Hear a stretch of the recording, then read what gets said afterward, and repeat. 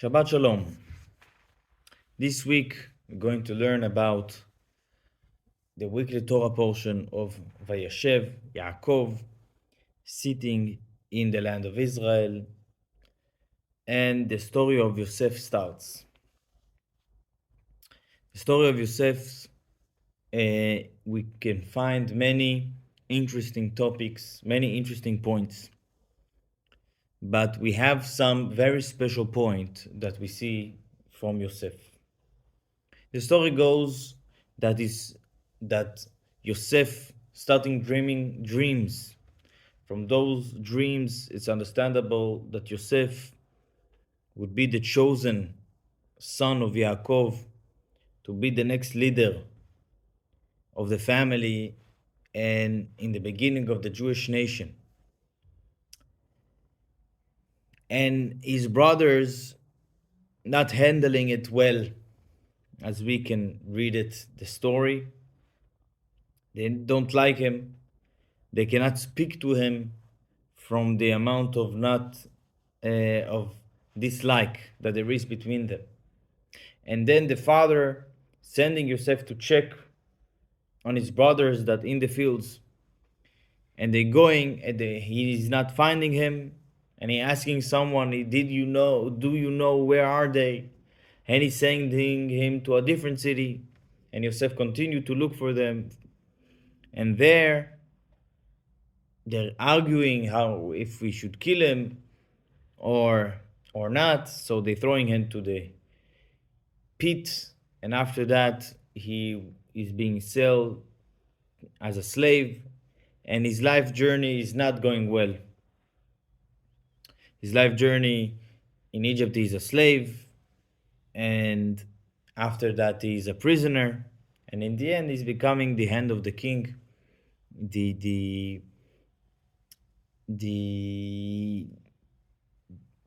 almost the king of all Egypt, as the story will continue. We see from Yosef a very strong dedication, and this dedication going stronger and stronger. The Torah telling us very small detail. He's coming to a place, to the city that he know that his brothers were, but then he don't find them there. Now Yosef knew exactly how his brothers feeling about him. They didn't spoke to him, as the Torah said clearly, because they so didn't like him. And he didn't go back to his father telling him, Father, you sent me to check about the sheep, about the field, about the situation with the animals and my brothers, and I didn't find them. He continued to search and came to them because his father told him. This is very strong dedication to do your father's wish. When Yosef continuing and he becoming a servant in one of the minister's house, the Torah telling us that everything that he's do is successful. And it's so obvious that he's a successful person that his minister, the owner of the house, giving him all authority to control the house, because everything Yosef touch is great. He's blessed. The Torah said that he is ish matzliach, a person that is lucky. Everything that he touch is perfect. After that, the wife of the owner telling the story that Yosef wanted to be with her. Of course, it was not true. Yosef himself refused to be with her. How can I betray the trust of the owner? And it's a sin for God. And she, instead of appreciating it, and the owner, instead of appreciating it, throwing it to become a prisoner. When he is in the prison, also there, the minister of prison see that everything that Yosef touch being blessed. He have a lot of luck. And Yosef becoming the head of the prison. When the Torah describing those two episodes, that Yosef is successful in the house of the minister and Yosef is successful in the prison, The Torah telling us that in the beginning the expression is that everything that is do, God is successful through him, through his hand. He is the blessings of God appearing to the world through Yosef's hand. And after that, when he's in prison, the Torah telling us similar but different expression. The Torah telling us that everything that Yosef do, God is blessing. He have a success. Not through his hand. It's a very small detail, but in Torah everything is accurate. The Torah could write the same, but the Torah chose to make a difference.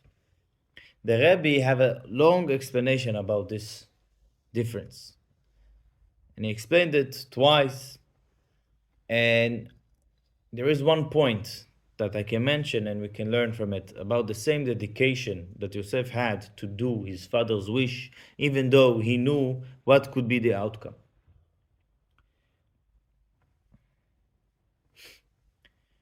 There is a person that he have a talent in one field. Everybody know that he have a talent. Every time that he's doing this, he's successful. But there is a person that everything he touched is he's a lucky person. Okay, he's doing everything perfectly. So if he's doing everything perfectly, people must say, and we must say that he have a blessing from God. That everything that he's doing right. All the matters that he engaging with, he have a success. It's a blessing from God. How we know that this is a blessing, a special blessing to this person? Because he's successful in everything. This is a level of dedication that Yosef had when he was in the house of his owner, the minister in Egypt. Everything that Yosef did, he know that this is his mission. And he did it with full heart. And God sent his blessings to Yosef. But it was not obvious that this is because of God. Only because Yosef was so successful in everything, so people understood that everything he's doing, God is successful through him. Meaning he is a vessel to transfer, to carry the blessing of God to the world. But this is one level. After Yosef become the head of the house, like a bit higher than just a regular slave, again he went back to the pit. And then Yosef came to a level, psychologically or mentally or more connected to the soul, to the inner levels of holiness that he had in him. And he became more a vessel to be a vessel to God's blessings. And from the beginning, when he did what he did, you saw that this is only a blessing of God. It's not that God carrying what he's doing through his hand. The Torah not saying that God was successful through Yosef's hand. Whatever Yosef did, God was successful.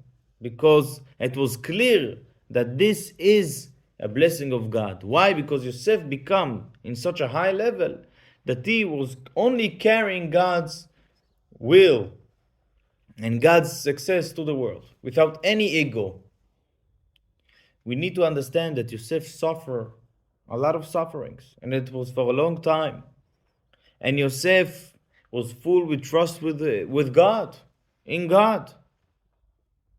And he became more stronger in his trust and his belief when he went to the prison. He came to a deeper level in himself, that everything that God's doing is right, is true. And I'm here only to do whatever I can in this place. And that's why, in this exact situation, he become more a vessel to reveal God's blessings. I heard not long ago a person, not religious, talking that he's saying that he doesn't speak Yiddish, but he like to see videos of the Lubavitcher Rebbe talking, even though he don't understand what's going on, what the Rebbe is saying. Why? Because he see a person, a human being, the Rebbe, sitting and giving, talking to people personally or to the public in the Farbrengen, or when the Rebbe is carrying a message throughout from the Farbrengen to the world, or to his Hasidim, or to this group of people, but all the time the Rebbe is speaking like he must say what it's needed to be said. It's not that in this matter I feel like this, that's why I would like to add this idea and to this and this. No. Everything the Rabbi is saying is, as this person describing it, that thing need to be said. There is no one else to say it, so I'm saying it. And it's true, this observation that the Rebbe was always saying what it's needed to be said, and the Rebbe said no one is saying what about this. No one talking about it. No one talking about the Jewish people living in some places that need help. No one talking about situation in Israel. No one talking about this. No one talking about this. So the Rebbe did what it was his mission. He didn't feel anything that it's connected to him in particular. He was not the issue there. He was not the issue. And Yosef always felt that he is not the issue. There is God's will. And I am his person here. And my mission is to do what God wants. It's not about me. And that's why the blessings of God came directly from him and through him to the world. And that was obvious to the people that saw him. And this is what the Torah means to tell us, that there is people that they are very successful, but you see it's connected to their personality. That's why God is successful through him, by him. And there is people that God is successful. They just doing and God sharing his blessing through them. We can learn from it in times of challenge, in times of difficulties, that we need to remember that we are placed here in this situation, this specific situation. We are here only because God put us here to do a specific mission. It's not about you. It's not, you are not always the main issue. You should understand the big picture, that there is a purpose of creation and you are here to join the purpose.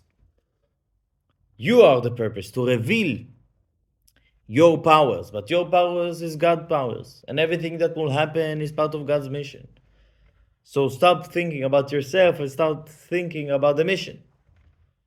This is one message that we can take from it. This, of course, is connected to Hanukkah that will start this week. That Hanukkah, it's a miracle. We all know that Jewish people lived, after living many years in King Solomon and all the kings, was a Israel state. But then it was occupied by Babylonians, by the Greeks, and before that by some other nations. But the rebellion didn't start because that someone occupied Israel. That was not the reason that the rebellion of Hanukkah started.